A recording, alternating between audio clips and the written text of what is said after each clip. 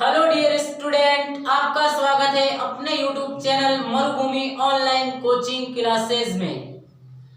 कल हमने पढ़ा था मुकुलन के बारे में, यानी बर्डिंग क्या है, बर्डिंग के बारे में हम कल पढ़ चुके हैं। इस प्रकार के अलैंगिक जनन में जो जनन होता है उसके ऊपर से छोटी छोटी कलिकाएं या अतिवर्धी का निर्माण होता है, जिससे कि वह जनक से बड़ी होकर अलग होकर एक नए जीव के रूप में उत्पन्न हो जाती हैं। आज हम पढ़ेंगे स्पोर के बारे में, यानी बीजाणु के बारे में आज हम चर्चा करेंगे। बीजाणु क्या है? बीजाणु अधिकांशतः गोलाकार संरचनाएं होती हैं जो अलैंगिक जनन द्वारा बीजाणुओं का निर्माण होता है। इसमें एक छोटी छोटी गोलाकार संरचनाएं होती हैं, विशेष प्रकार की गोलाकार संरचनाएं होती हैं और अलैंगिक जनन द्वारा बीजाणुओं का निर्माण होता है। तो बीजाणु की परिभाषा हम लिखते हैं।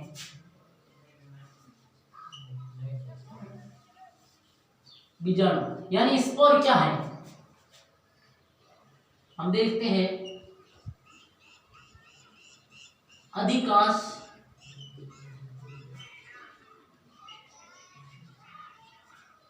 तथा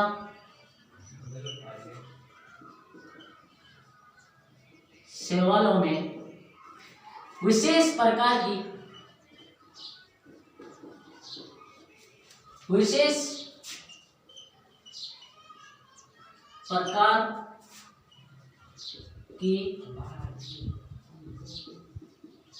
गोलाकार संरचनाएं होती हैं। गोलाकार संरचनाओं द्वारा अलैंगिक जनन होता है और बीजाणु का निर्माण होता है। गोलाकार संरचनाओं द्वारा अलैंगिक जनन में बीजाणुओं का निर्माण होता है। अलैंगिक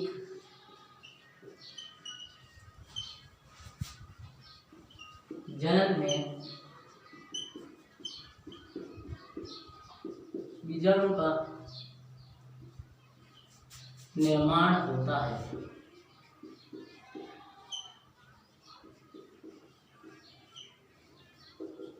तो हम बीजाणु या स्पोर की परिभाषा देखते हैं। अधिकांशतः कवक तथा शैवालों में हम देखते हैं इस प्रकार के गोलाकार संरचनाओं द्वारा अलैंगिक जनन में बीजाणुओं का निर्माण होता है। और बीजाणु भी दो प्रकार के होते हैं, चल बीजाणु और अचल बीजाणु। तो हम पढ़ते हैं चल बीजाणु के बारे में। इसमें कशाभिकाएं पाई जाती है जो चलने में सहायक है, और इसमें गमन अंग पाए जाते हैं जो गतिशील होते हैं। तो चल बीजाणु की परिभाषा लिखते हैं। चल बीजाणु इस प्रकार के बीजाणुओं में कशाभिका पाई जाती है। इस प्रकार के बीजाणु में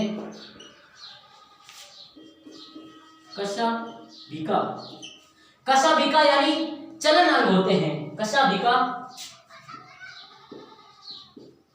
पाई जाती है जो गतिशील होते हैं। चल बीजाणु गतिशील होते हैं और इस प्रकार के बीजाणुओं में कशाभिका पाई जाती है।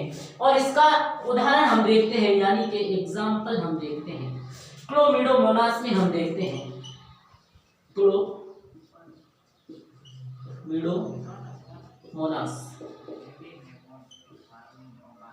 क्लोमिडोमोनास।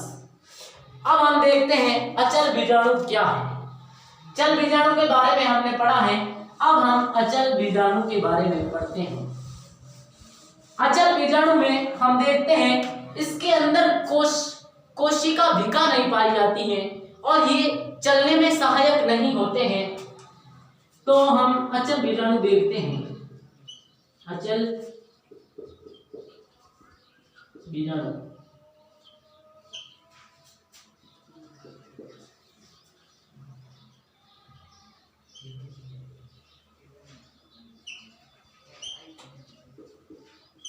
इस प्रकार के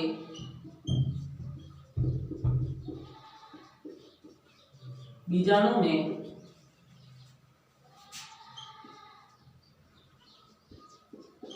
कोशिका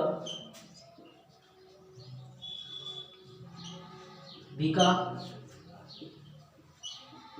नहीं पाई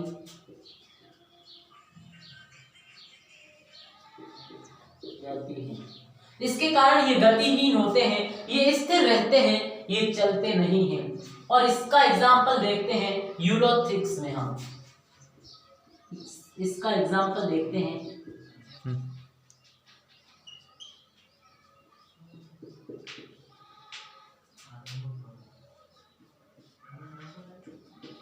यूरोथिक्स। इसका एग्जाम्पल हमने देखा यूरोथिक्स में। अब हम क्लोमिडोमोनास का आपको चित्र सहित आपको समझाते हैं। यानी क्लोमिडोमोनास ये चल बीजाणु होते हैं, इसमें गमन अंग कैसे पाए जाते हैं, इसमें कोशिका भिका कैसे पाई जाती है, हम आपको समझाते हैं। हमारे साथ बने रहिए, अंत तक बने रहिए। तो हम देखते हैं क्लोमिडोमोनास का चित्र। इसका निर्माण, बीजाणुओं का निर्माण बीजाणु धानी में होता है। तो हम लिखते हैं बीजाणु का निर्माण बीजाणु धानी में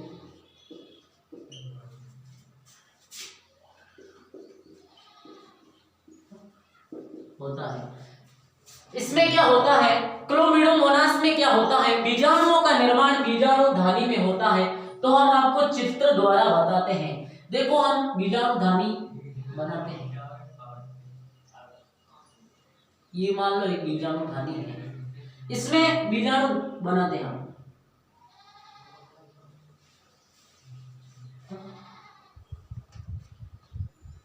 ये क्या है, एक बीजाणु,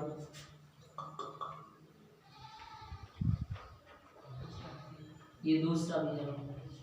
ऐसे बीजाणु पाए जाते हैं बीजाणु धानियों के अंदर। एक और यहाँ हम बनाते हैं।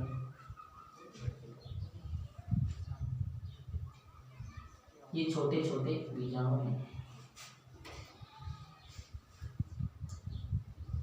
ठीक है, छोटे छोटे बीजाणु। अब ये धीरे धीरे ये बीजाणु धानी है, इससे बाहर आते हैं और प्रतिकूल परिस्थिति में ये बाहर आते हैं। ओके, आपको कोई दिक्कत नहीं, बाहर आ जाते हैं। जैसे कि ये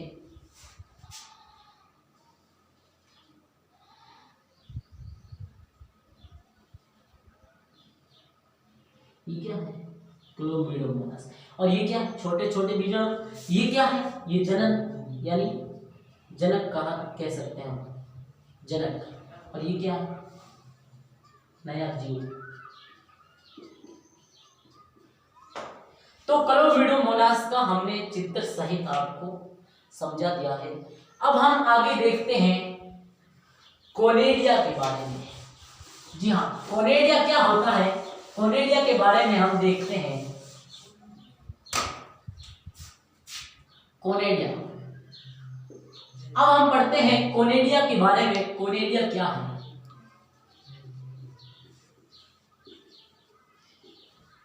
कोनेडिया, कोनेडिया के बारे में पढ़ते हैं। ये क्या है, ये कवक सूत्र पर पाए जाने वाले अचल बीजाणु होते हैं जो बाह्यजात अवस्था में पाए जाते हैं। ये कवक तंतु पर, ये कवक तंतु पर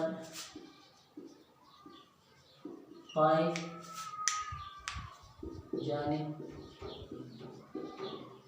वाले अचल बीजाणु जो चलते नहीं हैं, जो एक स्थिर अवस्था में रहते हैं, अचल बीजाणु होते हैं। अचल बीजाणु होते हैं और ये बाह्यजात अवस्था में पाए जाते हैं। यानी कि हमने कोनेडिया क्लोमिडोमोनास पढ़ा था, तो वो अंतर्जात मुकुलन था, अंतर्जात था, और अचल बीजाणु है जो बाह्यजात अवस्था में पाए जाते हैं। बाह्यजात अवस्था में पाए जाते हैं। बाह्यजात अवस्था में पाए जाते हैं। ये कवक तंतु पर पाए जाने वाले अचल बीजाणु होते हैं और ये बाह्यजात अवस्था में पाए जाते हैं। इसका एग्जाम्पल देखते हैं हम। देखते हैं पेनिसिलियम में। पेनिसिलियम का हम चित्र सहित आपको वर्णन दिखाते हैं। चित्र कैसा होता है पेनिसिलियम। तो ये परिभाषा आशा करता हूं आपने अपनी नोटबुक में लिखित रूप में लिख दी होगी। तो हम आपको पेनिसिलियम का चित्र बनाकर बताते हैं। कोलेडिया का चित्र हमने बना दिया है, क्योंकि अगर मैं आपको क्लास में बनवाता तो आपका टाइम बहुत वेस्ट होता, इसलिए मैंने बना दिया है। मैंने ये कोलेडिया का चित्र बना दिया है। और ये कवक तंतु होते हैं। ये कवक तंतु, इनके ऊपर ये गोलाकार श्रृंखलाएं पाई जाती हैं, इन्हें ही हम कोलेडिया कहा जाता है। ये कवक तंतु है और कवक तंतुओं के ऊपर जो गोलाकार श्रृंखलाओं के रूप में हम देखते हैं, इन्हें ही हम कोलेडिया कहा जाता है। तो हम इन्हें क्या कहते हैं? तंतु। कवक तंतु है। ये कौन से तंतु है? कवक तंतु।